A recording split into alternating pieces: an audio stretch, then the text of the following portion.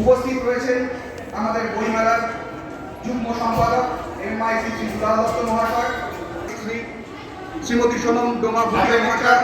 একটি সংস্থার সমীক্ষা ৭৭০০ ভাষা পৃথিবীতে আছে।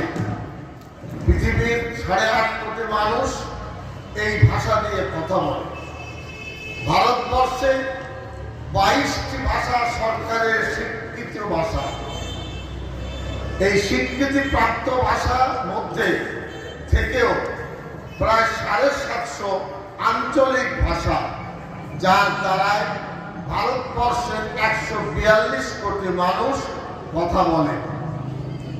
এই বাংলা ভাষা আমাদের গর্ব। এই বাংলা ভাষা আমাদের উজ্জ্বল ভবিষ্যৎ। এই বাংলা ভাষা আমাদের পথ দেখিয়েছে।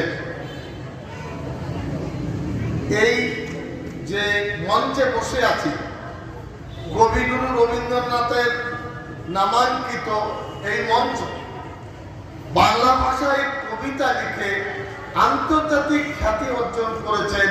ভাষা ছিল বাংলা। ইংরেজি ভাষায় তিনি কবিতা, কাব্য লিখেছেন বাংলা ভাষায়। তার ট্রান্সলেট এবং তার অনুবাদ বিভিন্ন ভাষায় ছড়িয়ে গেছে।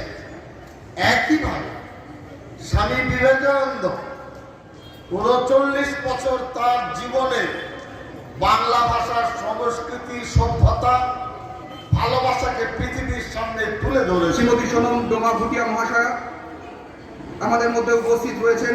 জনাব আব্দুল আজম এখানে এই মুহূর্তে এবং উপস্থিত রয়েছেন শ্রীমতী পাপিয়া ঘোষ মহাশয়া, বিশিষ্ট সমাজসেবী। আমি সকলকে স্বাগত জানাই।